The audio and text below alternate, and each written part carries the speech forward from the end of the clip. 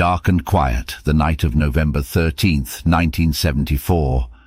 It was the night when 23-year-old Ronald DeFeo Jr. murdered his parents, 2 brothers and 2 sisters at their sweet little Amityville home in New York. A year later, the Lutz family moved into the same house. They were happy that they got a good deal on the house. What they did not know was that something terrible was waiting for them inside. Almost immediately, strange things started to happen. They would hear creepy noises, pieces of furniture would start moving, and they had nightmares at night. Not only that, disturbing physical marks started to appear on their bodies. It took only 28 days before the Lutz family abandoned the house for the sake of their lives. You have probably heard this story before, or many more like this. Most of those may even send a chill down your spine, which makes you wonder, are ghosts real? Well, we cannot believe in something until we see proof of it, right?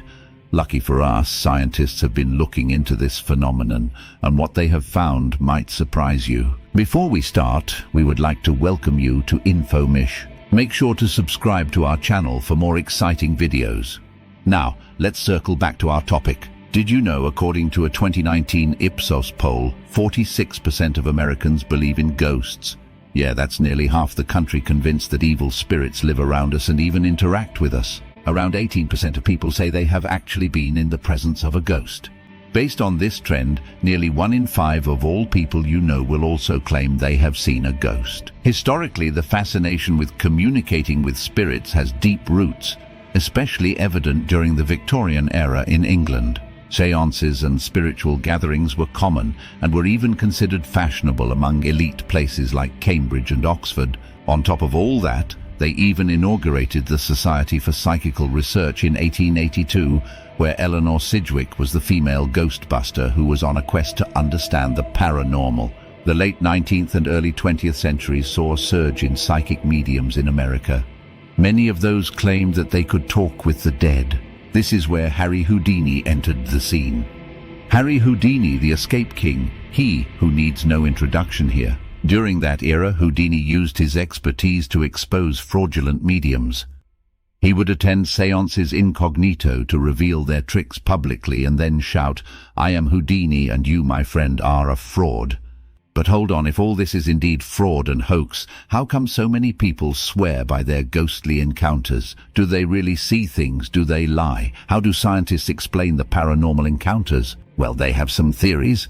You see, humans are belief-making machines, seriously. According to Dr. Michael Shermer in his book The Believing Brain, humans always try to find patterns and then slap a story on them. This thing is called patternicity, and it is our hobby of connecting dots that might not even be there. We want to believe in things, and when we see unusual patterns and our brains cannot comprehend what they are, we give them names like ghosts or poltergeists or bad luck, whatever seems feasible to our brains. Science proves that if you believe in ghosts, chances are higher you will claim to have seen one. It is like expecting to find money on the ground and suddenly spotting a dollar bill. You see what you are looking for. There was this study conducted in the UK where they took some people to a haunted place. Ghost believers were practically tripping over ghosts, while skeptics just had a nice spooky walk. The study revealed that ghosts, being real or not, is all about the mindset. But why do we even get straight to the conclusion that we have seen a ghost when we see something unusual?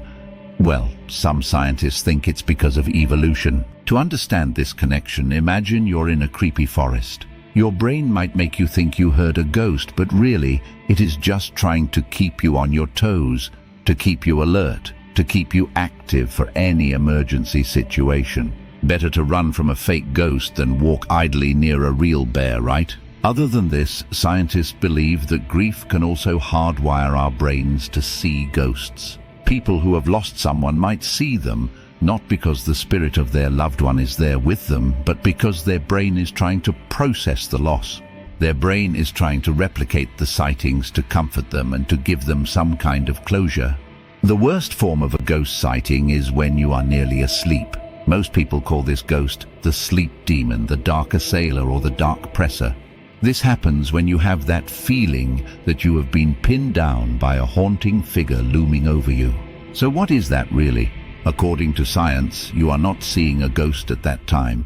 You are just experiencing sleep paralysis. It is a freaky but common brain glitch where you are half asleep. The muscles in your body have shut down, but your brain suddenly becomes active. So, you can comprehend everything in your room, everything near you, but you cannot move or scream or get up because apparently your muscles are still asleep. This makes you feel like something demonic is holding you down. Depending on where you are from, you might blame a witch, a demon, or just a really bad nightmare. Culture plays a huge role too in believing ghosts are real or even seeing them. In the US, you might not fear the preta, but over in East Asia, people tremble at its name and they claim they have seen it. Our nightmares are pretty much directed by our cultural background. After all these factors, kids' stories are the last nail in the coffin. From the boogeyman to the tooth fairy, these tales shape our fears and beliefs. The more we hear these stories, the more we will believe we are going to have a real ghost encounter. In the end, it all comes down to critical thinking. Turns out the more you engage in it, the less likely you are to believe in ghosts. So maybe it is not just about what we see, but how we think about what we see. Every ghost sighting could just be pareidolia. That's when your brain insists that a jacket on a chair is a headless monk or a plastic bag on a moonlit branch is a flying ghost. Our brains are always trying to make sense of chaos, even when it means seeing faces in clouds or hearing hidden messages in songs. It wants to fill in the gaps, even if it means telling you that you are seeing an unusual entity. However, not all ghost sightings can be explained through scientific reasoning. What about the murder of the Lutz family? Why did their furniture keep moving? Why did they keep having unusual marks on their body? Then there is the recent story of a hunted Elsa doll. In 2013, a family gifted their child an Elsa doll for Christmas, but the doll creeped them out, so they threw her out in December 2019. Yet, somehow this doll refused to let it go. Weeks later, the family saw it sitting on a bench in their living room as if she never left. The family was confused because even the kids denied digging through the trash to find the doll. The parents were frightened, so they double-bagged the doll and sent her off with the garbage. But then Elsa returned once again. They found it in their backyard after coming back from a family trip. How? Why? Questions with no answers. No scientific reasoning can explain it. So it gets you thinking, are ghosts real? Well, if we look at it from the religious point of view, it kind of seems like they might be. Like in Roman Catholicism, they believe once you are gone, your spirit heads to heaven, hell, or purgatory. It depends on how you have lived your life and your connection with God. Then there is Jewish folklore. Have you ever heard of diebuks? They are bad spirits that can possess human beings. And then Islam has its own take. It says no, human souls don't come back after death to the physical world. But Muslims do believe in jinn that they believe are created by Allah.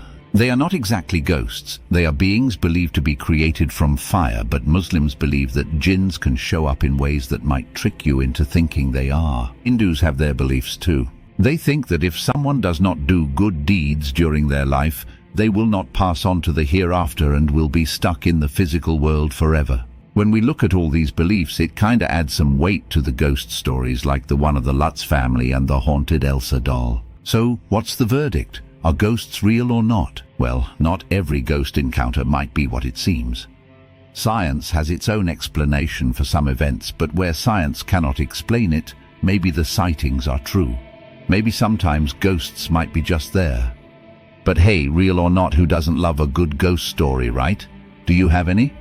Don't forget to share with us in the comments below. Make sure to subscribe to our channel to hear about more surprising mysteries. We will catch you in the next video. Goodbye.